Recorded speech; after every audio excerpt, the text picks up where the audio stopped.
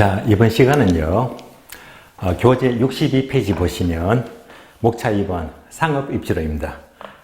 굉장히 중요합니다. 가장 중요해요. 항상 한 문제는 꼭 나온다고 보시면 되겠고요. 목차부터 보겠습니다. 1번 크리스탈레의 중심지 이론. 오른쪽 페이지 보시면요, 괄호 1번 레일리의 소매 인력 법칙. 한 장 넘기시면요, 괄호 2번 컨버스의 분기점 모형. 다음에 오른쪽 페이지 3번 허퍼의 확률 모형. 한 장 넘기시면 괄호 4번이 있죠. 넬슨의 소매 입지 이론입니다. 자, 여기까지는 정확히 하셔야 되겠고 종합 문제가 잘 나오고 또 계산 문제도 중요합니다. 그러면 1번부터 볼게요. 먼저 1번 크리스탈레의 중심지 이론은 교재부터 체크를 먼저 할게요. 그러면 교재를 보시면 괄호 1번 개요. 첫 줄만 밑줄 하세요. 재화의 도달 거리와 최소거치와의 관계를 설명하는 이론이다. 밑줄 하시고요. 자, 괄호 2번 내려가면 이론적 내용이 있죠. 동그라미 2번 내려갑니다. 2번 보시면 자, 기억번 최소 요구치 밑줄, 니은번요 재화의 도달 범위 밑줄. 동그라미 3번 내려가세요. 중심지의 성립 조건은 자, 첫 줄 밑줄 하세요. 최소 요구치가 항상 재화의 도달 범위 내에 있어야 하며 밑줄 하시고요. 동그라미 4번 내려가죠. 배우지 형태를 보시면 두 번째 줄 맨 마지막 줄 보시면요. 이때 배우지의 형태는 원형일 경우 원형 밑줄, 원형. 원형은 좀 이따 설명을 드릴게요. 체크부터 먼저 하는 거예요. 다음에 오른쪽 페이지 보시면 두 번째 줄 있죠. 자, 정육각형의 배우지가 이상적이다. 정육각형 밑줄. 체크부터 먼저 했습니다. 지금부터 설명을 드리겠습니다. 그럼 지금부터 여러분들은 강의 노트를 보시면 돼요.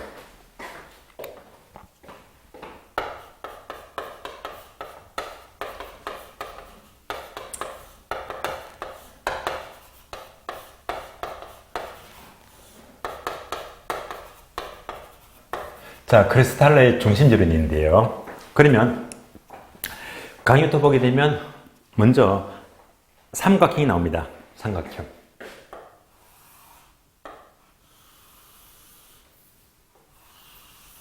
자, 얘를 3등분이요. 3등분. 3등분 하게 되면 중심지 종류가 3개 나옵니다. 가장 위에 있는 것이 고차 중심지. 중간이 중차 중심지가 되고요. 맨 아래쪽이 저차 중심지 3가지입니다. 고차, 중차, 저차 3가지인데요. 그러면 예를 들면 기억나시죠? 고차 하게 되면 서울의 시청. 맨 밑에 저차원 하게 되면 동네에 있는 동사무소. 자, 가운데가 구청이 있죠. 구청. 25개 구청입니다. 이렇게 비교하셨겠는데요. 그러면 자, 고차 중지는 서울의 시청이다. 자, 그림으로 볼까요? 얘가 서울입니다. 크죠? 그러면 서울의 시청은 한 개밖에 없죠. 여기 시청이 있습니다. 시청. 그럼 시청은요, 서울시 전역을 상대로 하기 때문에 규모가 얼마나 큽니까?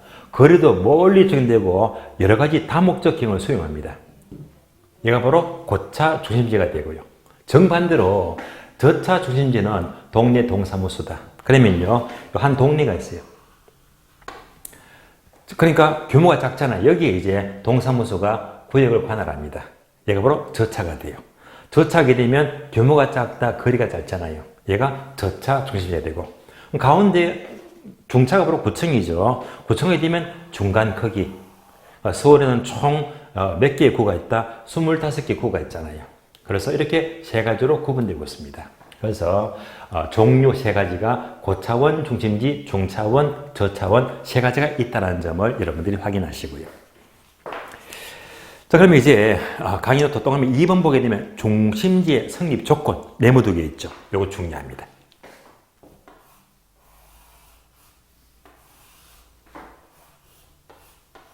가장 중요합니다. 그래서 고차건, 중차건, 저차건요, 모든 중심지의 성립 조건은 하게 되면 자, 먼저 왼쪽 네모가요, 최소 요구치예요. 최소 요구치. 큰 것은요, 재화의 도달 범위가 돼요.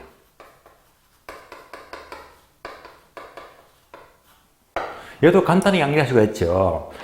자, 학교론에서 일단 여기서 키워드는요, 최소 요구치, 요구 동그라미. 요구는 언제나 작아야 됩니다. 우리가 투자에서 기대 수익과 요구 수익 비교하죠. 그럼 항상 요구 수익은 작아야 됩니다. 그래서 항상 요구치가 작아야 됩니다.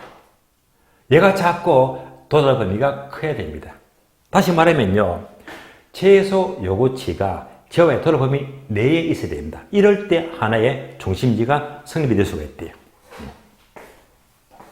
그림으로 본다면 바로 작은 것이 최소 요구치, 최소 요구치가 되고, 이보다 큰 것이 바로 재화의 도달 범위가 돼요. 도달 범위.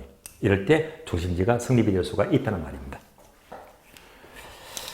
자, 그래서 이제 이런 내용들이 여러분들이 교재 보시면 나왔죠. 재화의 도달 범위, 최소 요구치 계속 체크를 다 했습니다. 했고요. 그러면 62페이지 맨 밑에 보시면요. 자, 4번 배우지 형태가 원형과 정육각형이 나왔잖아요. 자, 이것을 설명을 드리겠는데요. 그러면 자, 원형과 정육각형이 뭘 말하느냐?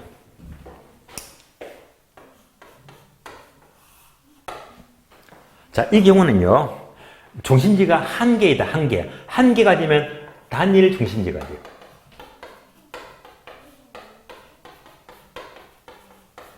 이럴 때 원형입니다, 원형. 이럴 때 원형이 되고요. 중심지가 단일, 한 개가 아니고요, 여러 개래요. 여러 개. 다수의 중심지가 됩니다. 이럴 때에는 정육각형이 이상적입니다.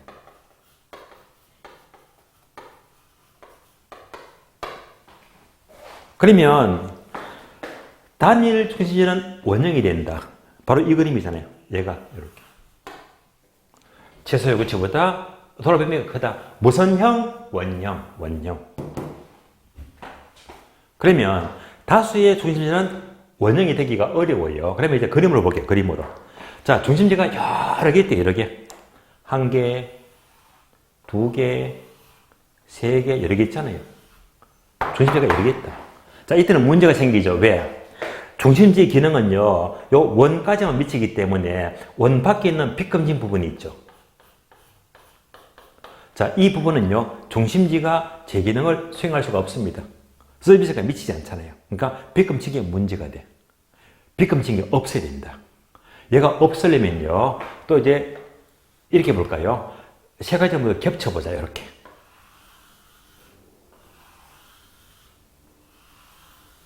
자, 겹치게 되면 비금치기 없잖아. 다만 겹치니까 또 문제가 생겨. 이거. 얘는 뭐죠? 중복. 중복이 되어버리잖아요. 그러니까 이것도 바람직하지가 않다. 외곽지에 비금친 것도 없어야 되고 겹치는 부분도 불필요한 중복이죠. 이런 것도 없어야 된다. 결국은 둘 다 비금친 게 없어야 되거든요. 결국 결론은 뭐죠? 중심지가 여러 개면 원형은 한 개가 있다. 원형은 맞지 않습니다. 그래서 무슨 모델? 정육각형. 정육각형입니다. 이렇게. 자, 정육각형은 이렇게 계속 겹치게 되면요. 겹치게 되면 이것이 계속 확장되더라도 비금친 게 전혀 없잖아요. 그러면 얘가 가장 이상적입니다. 그래서 중심지가 다수이면요, 원형은 될 수가 없고 정육각형 모델, 다른 말로 벌집 모형. 그래서 정육각형이 가장 이상적이다라고 보시면 돼요. 자, 여기까지가 바로 크리스탈의 중심지론이 되겠습니다. 여기까지 보시고요. 다음에 우리 교재 보시면 63페이지. 자, 상권이론 중에서 1번 레일리의 소매 인력 법칙 한 장 넘겨서요. 2번 컨버스의 분기점 모형. 다음에 3번 허퍼의 확률 모형입니다. 자, 이제 얘들이 중요하죠. 그래서 지금부터 하나씩 보겠습니다. 그럼 지금부터 강의 노트 먼저 보시고, 강의 노트. 자, 강의 노트 보게 되면 먼저 자, 소매 인력 법칙이 나오고 오른쪽에 확률 모형이 납니다.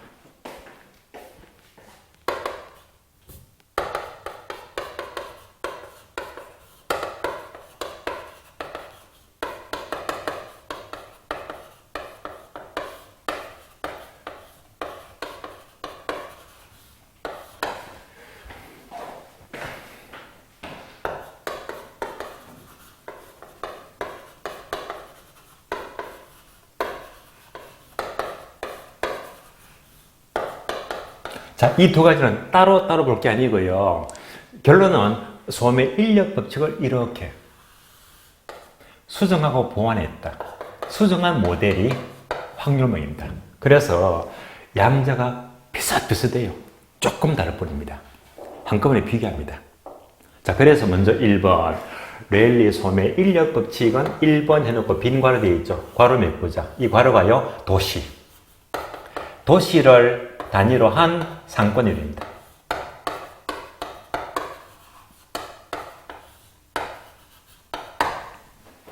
반면에 허프의 확률명은요, 또 빈 괄호 되어 있죠. 빈 괄호가 뭐냐? 도시가 아니고 점포, 상점. 상점을 단위로 한 상권이랍니다. 범위가 다릅니다. 그래서 자, 두 번째 넘어가세요. 도시를 단위로 하기 때문에 도시는 얼마나 큽니까? 크니까 어떤 분석이다? 거시적 분석입니다.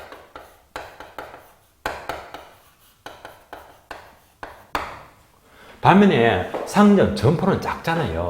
작으니까 얘는 다른 말로 미시적 분석입니다.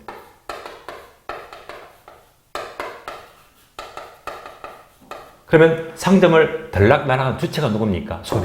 소비자. 따라서 상점하게 되면 결국 소비자가 중요하다. 그래서 소비자의 행동을 중시합니다.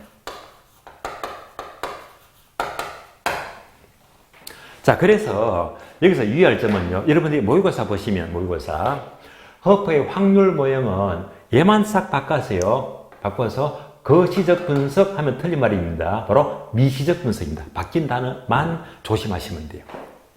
자, 이제 세 번째가 가장 중요합니다. 세 번째.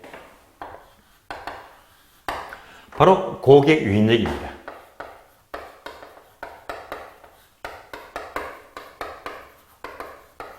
역시 마찬가지로 세 번째 고객 유인력이다. 얘가 가장 중요합니다. 그래서 분자분모 공식이 보이잖아요. 공식. 자, 공식부터 보게 되면 이렇게 나와 있죠. 간단해요. 분자가 인구수입니다. 분모가 거리의 제곱이고요. 이렇게 공식이 나옵니다. 다음에 확률명도 비슷한데 분자분모. 그러면 분자가 매장 면적이죠. 매장 면적이 나옵니다. 그리고 거리의 제곱이다. 공식도 비슷합니다. 자, 공식 비교합니다. 결국 3번이 가장 중요하다고 했는데 공식이 나왔으니까 뭘 말하죠? 계산 문제. 얘는요, 계산 문제가 항상 A급입니다. 그러면 결론부터 말씀을 드릴게요. 소음의 인력법칙 요 계산 문제는 작년에 나와버려서 33회 때 작년에 나왔기 때문에 올해는요, 얘는 나오기가 어려워요. 그럼 뭐가 나오지? 올해 시험은 얘가 중요합니다. 그래서 확률명이 나와야 되거든요. 그래서 올해 시험만큼은 특히 뭐지? 확률명을 집중하세요. 얘가 중요합니다. 그럼 공식 비교합니다. 자, 얘는 도시를 단위로 하기 때문에 도시하면요, 그 도시가 인구가 몇만 명이다. 도시니까 인구수가 나와요. 자연스럽게 연결이 됩니다. 다음에 확률명은요, 상점이니까 상점은요, 면적이 얼마지? 상점의 매장 면적이 나오거든요. 이렇게 이제 비교하시면 되고요. 다음에 분모. 자, 얘는 거리의 제곱이다. 이때 제곱 말 그대로 이성, 수학적인 제곱입니다. 아무런 문제가 없어요. 유의할 점은요, 여기서 제곱은요, 자, 바로 이성, 수학적인 제곱이 아니고, 얘가 뭘 말하지? 얘가 바로 공간 마찰계수예요. 바로 공간 마찰계수다. 마찰계수.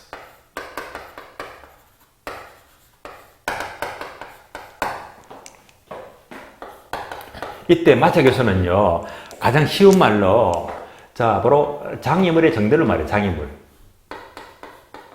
그럼 장애물이 많다. 많다고 하게 되면 다른 말로 교통이 나쁘다면 교통이 나쁘게 되면요, 얘가 커지는 겁니다. 그걸로 장애물이 적으면요, 교통이 좋은 거잖아요. 일단은 마찰계수가 작아지거든요. 그래서 장애물이 많다, 마찰계수가 커지게 되고 교통이 나쁘다는 말이 되고, 장애물이 적다, 마찰계수는 적어지게 됩니다. 그래서 마찰계수는요, 숫자가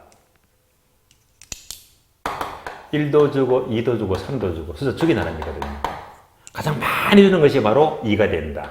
그래서 주로 제가 2가 많기 때문에 그냥 2니까 2성이다라고 표현하는데, 만약 계산 문제가 마찰 교수는 1이다라고 제시를 하게 되면 어떻게? 1성. 뭔지 아시겠죠? 따라서 여지껏 계산 문제는요, 늘 마찰 교수가 2니까 자연스럽게 2성을 했는데, 앞으로 시험에서 언젠가는 1을 줄 거예요. 이때는 뭐지? 1성. 절대 함정에 속지 마시고, 1이면 1성, 2니까 2성이다. 예. 그래서 얘가 바로 마찰 계수가 돼요. 구분되시겠죠? 자, 이렇게 비교하시면서 이제 간단한 예를 들어 볼게요. 예를 들면, 레일리의 소매 인력 법칙은 도시다, 도시. 반드시 2개 도시가 돼요, 2개 도시. 그러니까, A 도시가 있어요. 다음에 B 도시가 있어요. 그러면 A, B 도시 사이에 자, 한가운데 C라는 동네가 있다. 자, 그림이 쉽잖아요. 참고로 A 도시와 B 도시는 크기가 똑같아. 크기가 똑같고 인구도 똑같아. 같은 크기면요, 끌어당기는 힘은요 1대1로 반반씩 똑같아. 얘가 가장 기본 모델입니다. 그러면 이제 A 도시를 크게 만들자. A 도시가 커요. 이렇게 2배나 크대. A 도시가 B보다 이렇게 2배나 크다. 2배나 크다. 2배나 크면요, 자, 큰 쪽이 더 많이 잡아당기겠네요. 2배나 크니까. 이때는요, 많이 잡아당긴다, 적게 잡아당기죠. 그래서 2대1로 하시면 안 되고요. 2배나 크면 반드시 요 2배에다가 루트만 씌우죠. 루트. 따라서 루트 2대1만큼 많이 잡아당긴대요. 그럼 루트 2는 아시죠? 얘는 이꼴 1.414. 1.4배를 말해요. 되시겠죠? 왜 루트가 됩니까? 여기까지는 너무 깊게 알려고 하지 마세요. 공식을 다 수학적으로 증명하니까 결국 루트를 씌워주더라. 그러니까 3배가 크면 루트 3, 10배가 크다 루트 10대 1만큼 많이 잡아당긴대. 루트 배수만큼 힘이 씌워지는 겁니다. 그럼 계속 보게 되면요, A 도시가 큰 만큼 많이 잡아당기니까 요 거리가 멀잖아요. 멀다. 도시가 크면, 자, 많이 잡아당긴다. 다른 말로 거리가 멀다. 그러면 작은 도시는요, 작게 잡아당기니까 거리가 가깝죠. 가깝다. 여기 출제가 돼요. 다시 한 번 더 반복합니다. A 도시가 크다면 A가 많이 잡아당기지. 그런데 우리 시험은요, A를 안 묻고 B를 물어요. A 도시가 큰 경우에 상권의 경계 유인력은 B 쪽으로 가깝다. 얘가 출제가 되거든요. 따라서 A 도시가 큰 경우에 B 쪽으로 멀다 하면 틀린 말입니다. B 쪽으로는 가깝다. 이 문장 조심하세요. 자주 나옵니다. 다시. 자, 이 그림 보시면서. 자, 얘는 서울이다, 서울. 크잖아요. 인구가 1000만입니다. 1000만. 자, 인구가 1000만이다. 얘는 수원이다, 수원. 수원은요, 그냥 인구가 100만 잡으려 100만. 뭐 이럴 수도 있잖아요. 그럼 서울이 이제 1000만이니까 수원보다 몇 배나 크지? 10배나 크죠, 10배. 10배나 크다. 10배나 크다. 그러면 이제 이때 힘은요, 10배인데 루트를 씌우자. 루트 10대 1이 되겠네. 이렇게 많이 잡아당기잖아요. 이럴 때, 자, 한가운데 어떤 도시가 있다? 안양이 있다, 안양이 있대. 당연히 안양의 사람들은 어디로 쇼핑한다? 예. 많이 잡아당기죠. 전부 다 서울 쪽으로 쇼핑 가는 게 원칙입니다. 원칙이에요. 쉽게 할 수 있잖아요. 자, 이 그림 보면서 한 번 더 파악합니다. 자, 레일리의 소매 인력 법칙은 두 도시에 끌어당기는 힘을 말하는데 잘 보세요. 제가 그림 그렸죠. 요 거리. 요 거리가 어떤 거리죠? 요 거리. 마치 자로 잰 듯이 어떤 거리? 직선거리. 직선거리. 그래서 랠리의 소매 인력 법칙은 두 도시의 직선거리를 강조합니다. 근데 실제로 직선거리가 있다 없다 없잖아. 현실은 뭡니까? 도로가 구불구불하지. 언덕길도 있고 내리막길도 있고 또는 뭐지? 터널도 있고요. 그러니까 현실은 직선이 될 수가 없잖아요. 그래서 랠리의 소매 인력 법칙은 직선거리를 전제하기 때문에 현실과 맞지는 않습니다. 그럼에도 불구하고 큰 놈이 많이 잡아당긴다. 굉장히 많이 사용되고 있습니다. 그래서 네 번째, 강의 노트 4번 나와 있죠. 4번은 뭘 말하지? 이 이론의 한계를 말해요. 한계. 자, 한계는 뭐냐? 직선거리를 서고 있다 보니까, 다시 말하면 우리가 중요한 것은요, 가장 중요한 게 시간거리. 시간이 돈이잖아요. 그래서 결국 시간거리를 무시합니다. 얘를 무시하더라. 두 번째, 자, 이제 한가운데는 사람이 있어. 안양에 사람이 있어요. 그럼 이 사람은 당연히 흡입이 먼 서울로 쇼핑을 해야 됨에도 불구하고 예외적으로 서울 가야 되는데 서울 안 가고 이 사람은 오히려 거꾸로 수원에 와요. 예외가 되겠죠. 이런 변수가 있잖아요. 자, 이 사람은 왜 서울로 안 가고 수원으로 올까요?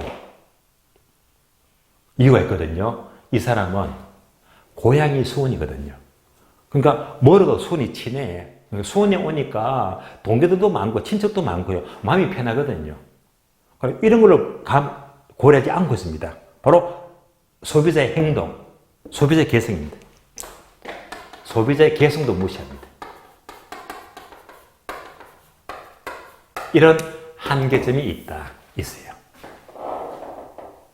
그래서 이런 문제를 보완했습니다. 수정했어요. 시간거리도 고려하고 소비자 행동도 고려하고 얘가 바로 허퍼의 확률 모형입니다. 따라서 허퍼의 확률 모형은 네 번째, 시간거리를 인정합니다. 시간거리를 고려하고요. 또 소비자 개성이 있죠. 행동도 고려합니다.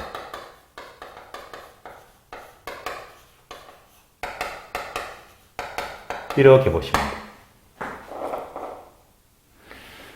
마지막으로 자, 공식 보시면서, 공식은 간단하죠. 계산 문제를 대비하자. 그러면 분자분모 공식을 보시면서 일반적으로 분자값이 클수록 이 값도 커지겠네. 그래서 고객 유인력과 인구수는 어떤 관계? 비례관계. 그러면 이제 얘하고 분모는 무슨 관계? 반대로 움직이죠. 따라서 정리하자면, 얘를 이제 정리하면요. 화살표 되어 있죠. 강의 노트. 따라서 소매 인력 법칙은 인구의 크기와는 무슨 관계? 비례관계에서 인구의 크기와는 비례합니다. 인구의 크기와는 비례관계고 거리의 제곱에는 반대로 움직이죠. 그래서 거리의 제곱에는 무슨 관계? 반비례관계. 그래서 얘가요, 지문에 잘 나옵니다. 아주 중요합니다. 그래서 인구의 크기에 비례하고 거리 제곱에 반비례하는데 우리 지금 항상 묻는 것이 뭘 물어요? 바꿔서 묻지. 바뀐다는 인구의 반비례하면 틀린 말입니다. 또 이 열점은요, 자, 거리의 제곱에 반비례하죠. 하면 요거 싹 지워버려. 거리의 반비례도 틀린 말입니다. 거리의 제곱, 거리의 제곱에 반비례합니다. 그래서 이런 것들이 지문에 잘 나옵니다. 자, 기본 이름 보았으니까 요까지를 지금부터 책을 보고 확인합니다. 책을 볼게요. 자, 책을 보시면 63페이지입니다. 63페이지 보시면 1번 랠리의 소매 인력 법칙은요. 또 그러면 1번 보게 되면 두 번째 줄. 두 도시는 상권이 미치는 흡인력의 크기는 세 번째 줄. 두 도시의 밑줄 하세요. 인구의 크기의 비례 밑줄. 인구의 비례 하잖아요. 또 끝에 보니까 밑줄 하세요. 거리의 제곱의 반비례 밑줄. 나왔죠? 요거. 다음에 동그라미 2번. 2번 보게 되면 A 도시와 B 도시의 크기가 똑같으면요. 상권의 크기는 반반 중간이죠. 여기까지 상식이고요. 다음 문장부터 밑줄하세요. A 도시가 B보다 2배나 크다면, A가 크다면요, 상권의 경계는 작은 B 도시는 가깝게 결정이 된다. 나왔잖아요.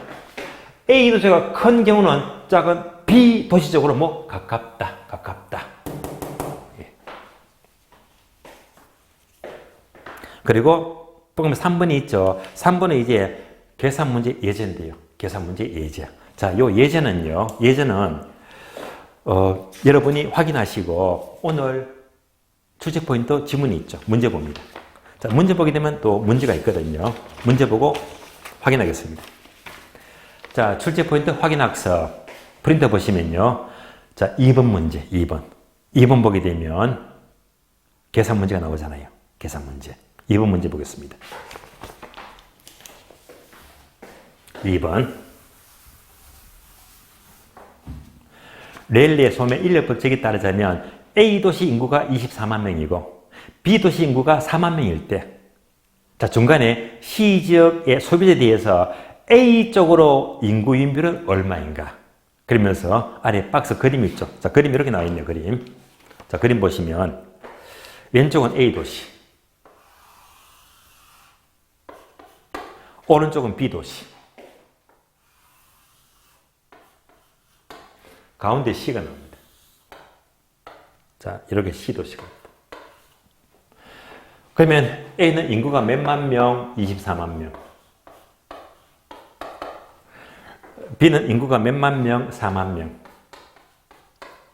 그 다음에 거리. A도시 거리가 몇 킬로입니까? 20킬로. B도시는 몇 킬로? 10킬로, 10킬로. 10킬로입니다. 그러면 문제를 뭐 묻죠? C 도시로부터 A의 유인 비율은 얼마가 되느냐? 그래, A 도시로의 요 비율, 유인력, 요 비율, 얘만 구하시오. 그럼 이제 인구수 거리 나왔죠? 인구수 거리. 요거 보시면서 공식만 대입하면 되거든요. 공식만 대입하자. 지금부터 바로 풉니다. A부터 구하자, A 도시. 인구가 얼마? 24만 명. 거리의 제곱이죠. 거리의 제곱. 즉 20의 제곱이다. 그럼 400이 되겠네요. 24만 나누기 400 하게 되면 얼마가 나온다? 600. 600이 나옵니다. 다음에 B를 구하자. 인구 나누기 거리 제곱. 인구가 얼마? 4만 명. 나누기 거리 제곱이죠. 10의 제곱입니다. 10의 제곱이다.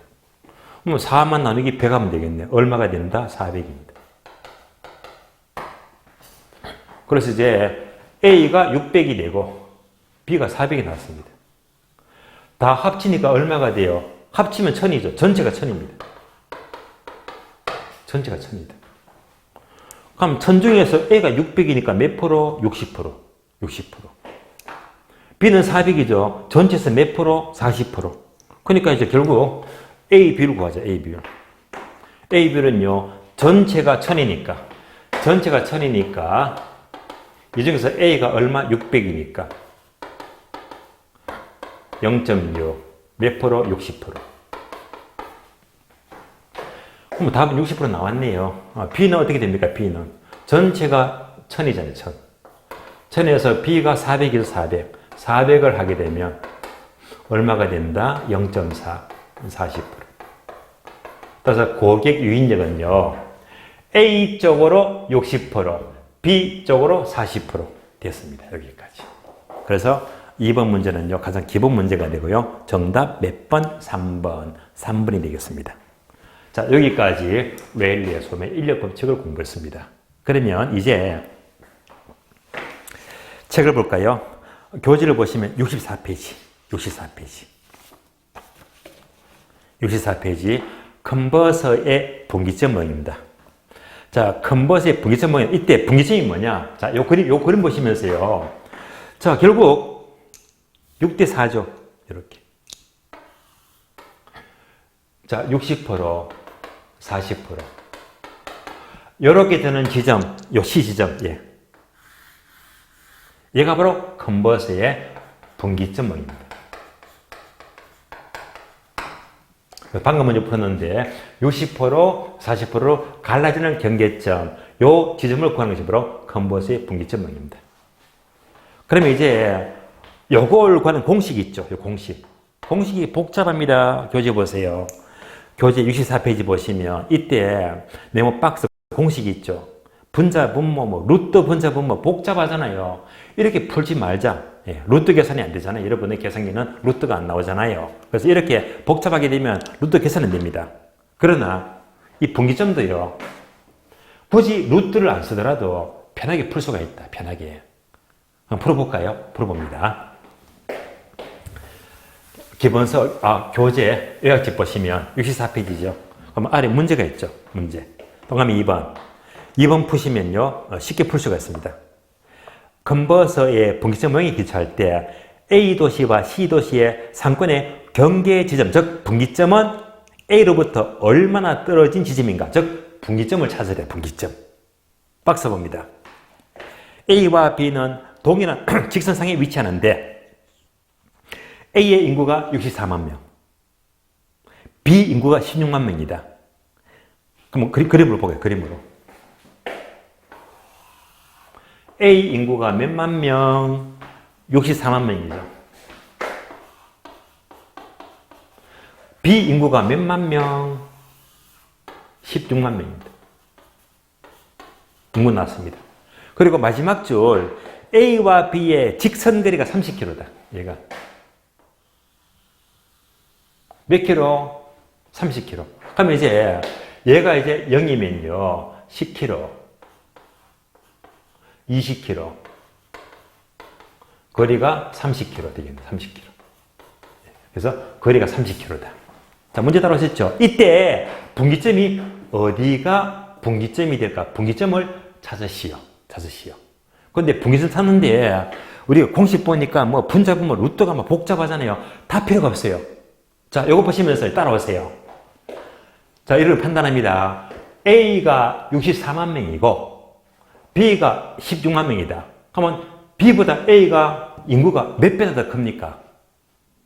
16만, 64만. 몇 배나 더 크다? 4배, 4배. 나왔네. 4배나 크다. 4배가 크다. 4배. 그러면 아시죠? 랠리 법칙은 이때 끌어당기는 합이 항상 뭐지? 루트를 씌우자, 루트. 그러면 루트 4는 얼마가 되죠? 루트 4는 2가 되겠네. 그러니까 이제 2대 1이 됩니다. A 도시가 4배나 크다.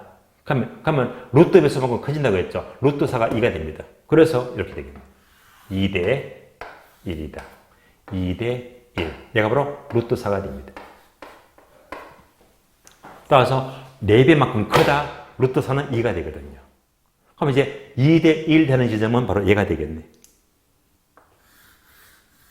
그래서 A로부터 몇 킬로 떨어진 지점? 20km.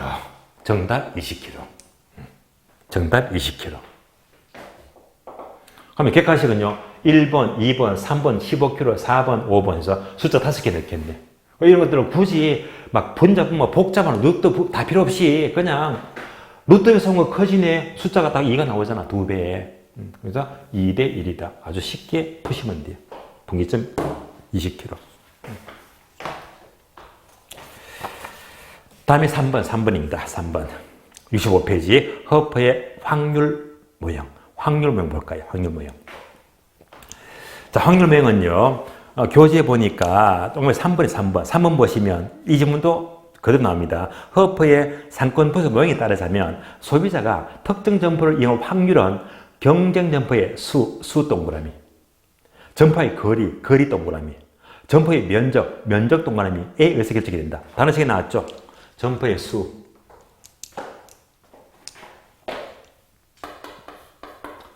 다음에 거리, 면적, 크기에 의해서 결정이 됩니다. 간단한 예를 든다면 이렇게 봅니다. 예를 들면 우리 집이 있어요. 자, 우리 집에서 자 마트가 몇 개 있더라. 첫 번째 자, 여기서 이마트가 있어요. 또 여기에 자, 롯데마트가 있다. 또 홈플러스가 있다. 마트가 몇 개, 수가 몇 개, 3개. 그럼 이제 거리가 나오죠. 거리 나오네. 자, 거기는요, 마트가 클 수도 있고 작을 수도 있잖아요. 그러니까 이제 수, 거리, 거기가 다 나왔습니다. 이때 이 소비자가 어느 마트에 갈 확률이 가장 높을까? 얘가 바로 확률문입니다. 그럼 가장 기본적인 모델은 볼까요? 만약 3개의 마트의 크기가 똑같으면 여러분들은 먼 데 간다, 가까운 데 간다. 왜? 가까운 데 갈 확률이 가장 높잖아요. 가까운 데 갈 확률. 거꾸로 3마트의 거리가 2km, 2km. 거리가 똑같으면요. 자, 마트는요, 큰 데 갑니까? 작은 데 갑니까? 큰 데 가죠. 큰 데 갈 확률은 없잖아요. 이가 바로 확률론입니다. 만약 크기도 다 다르고 거리가 다 달라지는데 이때는 이제 이 공식을 통해서 여러분들이 계산해야 됩니다. 이때 유혈점은요, 거리가 둘 다 2km. 거리가 똑같네요. 그런데 얘는요, 도로가 8차선이다. 교통이 좋잖아요. 얘는요, 6차선이다. 그런데 얘는 문제가 있어요. 도로가 편도 2차선입니다. 게다가 왜 그렇게 교차로가 많은지 차가 갔다 썼다. 굉장히 교통이 나빠요. 쉽게 말하면 얘가 뭡니까? 장애의 정도가 크다. 장애 정도가 크잖아요. 나왔죠? 장애 정도. 따라서 장애 정도, 예를 따지면 무엇이다? 마찰계수. 그러니까 장애물이 많다. 교통이 안 좋아요. 이럴수록 마찰계수는 3이나 4나 이렇게 커지겠네요. 해서 장애 정도가 클수록 마찰계수는 커진다. 이렇게 응용하시면 됩니다. 자, 또 교재 볼게요. 교재. 자, 교재 보게 되면 3번 보았고요. 그럼 5번 지문. 5번 지문 보게 되면 5번요. 자, 5번은요. 두 번째 줄 끝에 보시면요. 밑줄입니다. 교통 조건이 나쁠수록 마찰계수가 커진다. 밑줄. 교통이 나쁠수록 마찰계수가 커진대요. 방금 설명드렸잖아요. 따라서 또 밑줄 하세요. 전문품점인 경우는 일상용품점보다 마찰계수가 적다. 무슨 말이죠? 전문품은 시내 한복판이지. 교통이 얼마나 좋습니까? 교통이 좋기 때문에 마찰계수가 적다는 말입니다. 6번요. 6번 보게 되면 자, 세 번째 줄 끝에 보시면요. 끝에 보시면 소비자는 가장 가까운 곳에 상품을 선택하려는 경향이 있지만 밑줄입니다. 적당한 거리에 큰 고차순위가 있게 되면 인근의 저차순위를 지나칠 가능성이 커진다. 당연한 말이죠. 자, 이때는요. 적당한 거리에 고차 큰 중심지가 있게 되면 인근의 저차는 지나칠 가능성이 커진다는 것이지 지나치를 싹 바꿔서 선택할 하면 틀린 말입니다. 선택할 가능성이 아니고 지나칠 가능성이 커진대요. 여기까지 문장을 조심합니다. 다음에 또 8번 보게 되면요. 다음 페이지 계산 문제가 나와요. 계산 문제인데요. 자, 계산 문제 여러분이 참고로 확인하시고 요 확률의 계산 문제는 오늘 프린트 있죠. 프린트를 통해서 확인합니다. 프린트 보겠습니다. 자, 프린트 보시면 문제 3번요. 자, 3번 문제도 굉장히 출제가 잘 되고 있습니다. 그리고 계산 문제는요. 올해 시험은 확률명이 얘가 타이밍입니다. 그래서 얘를 관심 있게 보셔야 됩니다. 문제 볼게요. 3번 문제. 도시 인근에 A와 B 두 개의 할인점이 있다. 허프의 모형을 적용할 경우에 B 할인점의 이용객 수를 묻습니다. 괄호 단. 마찰계수는 2죠. 마찰계수가 2가 되고요. 자, 다음 문장 밑줄 하세요. 도시 인구의 70%가 할인점을 이용한대요. 70%가 할인점을 이용한대요. 자, 단서 나왔죠? 마찰계수 값은 2가 되고 70%가 할인점을 이용한대. 이 단서를 꼭 기억하세요. 다음 페이지 보게 되면 그림이 나옵니다. 그림. 자, 그림 옮겨서 볼까요? 그림. A 할인점, B 할인점, 도시 C가 있습니다. 그러면 A 할인점은 점포 면적이 얼마죠? 2,700. 비할인점은 면적이 5,000입니다. 거리. A 매장은요, 거리가 몇 킬로? 3킬로. B 매장은요, 거리가 몇 킬로? 5킬로입니다. 그리고 C도시 인구는요, 인구는 몇만 명? 10만 명. 이때 문제가 묻는 것은 전부 다 구하지 말고 뭘 묻죠? 비할인점에 무엇을 구하시오? 이용객 수를 구하시오. 이용객 수를 구하시오. 요거 묻잖아요. B만 구하면 돼, B만. 그러면, 자, 앞에서 문제 단서에서요, 공간 마찰계수가 얼마라고 했다? 2가 나왔죠. 2니까 뭐지? 거리의 이성, 거리 이성, 이성만 해주면 되고요. 다음에, 도시 인구의 몇 프로가 할인점을 이용하더라? 70%. 70%가 이용하기 때문에, 여기다가 곱하기 70%, 0.7. 요거 반드시 반영하세요. 70%가, 도시 인구의 70%가 할인점을 이용한대. 반드시 요 계산. 놓치면 안 됩니다. 요거 절대 빠뜨리지 마시고요. 이제부터 하나씩 풀어봅니다. 공식이 있죠, 요거. 이대로 대입합니다. 먼저, A 할인점은 매장 면적 나누기 거리 제곱이다. 매장 면적 얼마? 2,700. 나누기 거리 제곱이죠. 3의 제곱. 암산되죠. 2,700 나누기 9 하니까 300. 다음에 비할인점은요. 면적이 얼마? 5,000. 거리 제곱이죠. 5의 제곱이다. 25죠. 여기까지 계산하면요. 200이 나옵니다. 다 풀었네요. 그러니까 숫자가 A 매장이 300이 가고 B로 200이 간대. 그럼 이거 다 합하니까 얼마 합하? 전체가 합하게 되면 500이잖아요. 전체가 500입니다. 500 중에 A가 300이니까 500 중에서 300은 몇 프로가 된다? 몇 프로? 60%죠. 그러면 500 중에서 B는 200이 가잖아요. 500 중에서 200이 가게 되면 몇 프로가 된다? 40%. 결국 확률 구하니까, 자, 이때 이제 각각 확률 구하니까 A 매장으로 60%가 가고 B 매장으로 40%가 간다는 말입니다. 결국 문제는 뭐 묻죠? B 매장의 이용시를 모르니까 얘만 곱해주면 되겠네. B 매장. 따라서 곱하기 몇 프로가 간다? B 매장 40%, 0.4. 답이 나오겠네요. 따라서 10만에 70% 7만 명이죠. 7, 4, 28 정답 28,000명입니다. 정답 28,000명. 정답 1번. 1번 되겠습니다. 그래서 계산 문제. 자, 각각 풀어봤는데요. 원래 시험은 뭐가 중요하겠다? 커프의 확률 모임, 얘가 중요합니다. 얘를 좀 눈여겨보세요. 자, 이어서 교재 봅니다. 교재 보시면 67페이지.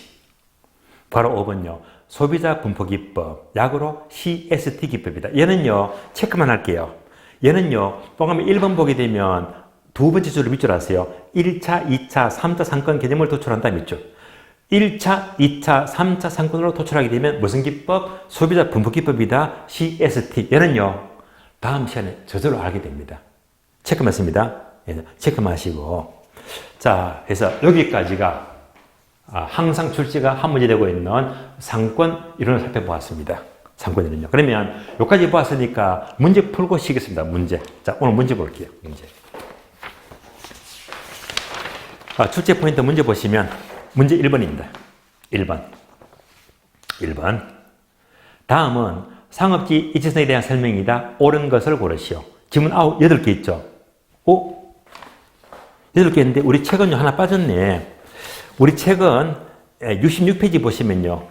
66페이지 보시면 걸어 4번이 있죠. 넬슨의 소매입지론. 요거 빠졌네. 요거 설명드리고 문제 보겠습니다. 넬슨의 소매입지론은요. 바로 소매 점포의 8가지 원칙을 설명하는데 그러면 아래 보니까 1번부터 8번까지 8개 원칙이 있죠. 다 암기할 필요가 없습니다. 그래서 여기서는 8개 원칙 중에서 6번 양립성 동그라미. 넬슨은요. 8개 원칙 중에서 양립성을 가장 중요합니다. 양립성은요, 서로 양립한다. 전부끼리 서로 도움을 주고받는데 상호 보완 관계. 우리 주변에 많습니다. 양립성. 예를 들면 병원 옆에 뭐가 있어요? 예, 약국. 서로 다른 점포가 고객을 주고받고 있죠. 상호 보완 관계. 또 어떤 게 있습니까? 술집. 술집에 뭐가 많습니까? 예, 노래방. 술 먹고 노래 부르고. 이거 바로 양립성, 상호 보완 관계를 가르칩니다. 그래서 넬슨은 8개 원칙 가운데서 무엇을 가장 중시한다? 양립성을 가장 중시하는데 딴 거 집어넣으면 틀립니다. 예를 들면 넬슨은 8개 원칙 가운데 예컨대 고객의 중간윤을 중시한다 틀린 말이고 양립성을 가장 강조합니다. 이런 단어만 아시면 됩니다. 자, 여기까지 보았으니까 이제 문제 봐요. 문제. 자, 1번 문제입니다. 자, 1번부터 8번까지가 전부 다 대부분 기출문장이죠. 우리 시험 여기서 5개만 끄집어내면 종합 문제가 돼요. 1번. 크리스탈로의 중심지론에서 중심지 성립 조건은 최소 요구치 요구 동그라미. 요거는 무조건 커야 돼요? 작아야 돼요? 작아야 되죠. 그래서 최소 요구치가 제와의 도달범위 내에 있어야 한다. 맞죠? 옵니다. 2번, 3번, 4번 묶어줄래요. 2번, 3번, 4번. 즉, 레일리의 소매 인력 법칙입니다. 모두가 기출문장인데요. 1번, 2번. 레일리의 소매 인력 법칙은 두 도시의 상거래 협인력은 인구에 비례한다. 인구에 비례 맞죠? 두 도시 분기점부터 거리에 반비례한다. 오, 이상하네. 오, 거리의 제곱에 반비례합니다. 제곱이 빠졌잖아요. 그래서 거리의 반비례가 아니고 거리의 제곱에 반비례한다. 제곱자가 빠졌죠? X. 3번요. 레일리의 소매 인력 법칙에서 A 도시가 B보다 크다면 상권에 미치는 경계는 작은 B 쪽으로 더 가깝다. 맞죠? B 쪽으로 가깝다. 옵니다. 자주 나온 문장입니다. 4번도 기출문장. 레일리의 법칙은 이론과 실제가 일치하여 상권 분석에서 많이 활용이 된다. 오, 이상하네. 레일리 법칙은 10번 볼까요? 자, 요거 기억나시죠? 얘가 무슨 거리? 직선거리. 직선거리는 현실에 안 맞다고 했잖아요. 그러니까 레일리의 소매 인력 법칙은 이론과 실제가 일치하지 않습니다. 예. 직선거리는 가정이기 때문에 이론과 실제가 일치하지 않지만, 그러나 큰 도시가 많이 잡아당긴다. 일치하지 않지만은요, 실제로는 많이 활용은 되고 있어요. 그래서 일치한다가 틀렸고, 일치하지 않는다. 얘가 틀렸죠? X. 자, 5번. 컨버스의 분기점입니다. 컨버스는 경쟁 두 도시에 각각 위치해 있는 소매 시설 간의 상권의 경계 지점을 확인할 수가 있다. 그리고 레일리의 소매 중력 모형을 수정했다. 맞는 말이죠? 옵니다. 6번요. 허퍼의 상권 분석, 즉 확률명에 따르자면 소비자가 특정 점포를 이용할 확률은 경쟁 점포의 수, 점포의 거리, 점포의 면적에서 결정된다. 맞네요. 그래서 지워버렸네요. 수, 다음에 거리, 크기, 면적. 맞잖아요. 맞습니다. 7번. 소매 중력 법칙이 바로 확률명이죠. 확률명에 따르자면 상점의 규모가 클수록, 거리가 가까울수록, 볼까요? 규모가, 면적이 클수록 유인력은 강해지게 되고, 거리가 반비례 관계니까 짧을수록 유인력은 강해진다. 요거 묻는 거잖아요. 따라서 상점의 면적이 클수록, 거리가 가까울수록 소비에 대한 유인력은 작아진다 아니고 커진다. 틀렸죠? X. 8번. 넬슨의 소매 입지론이란 소매 상점의 입지에 대한 8가지 원칙 중에서 최소 경합성을 중시한다. 틀렸죠? 최소 경합성이 아니고 양립성. 양립성을 가장 중시합니다. X. 틀렸습니다. 자, 이상의 문제까지 상권으로 다 풀었고요. 그러면 쉬었다가 이제 다음 시간은 지도론과 도시 공간 구조로 넘어갑니다. 쉬겠습니다.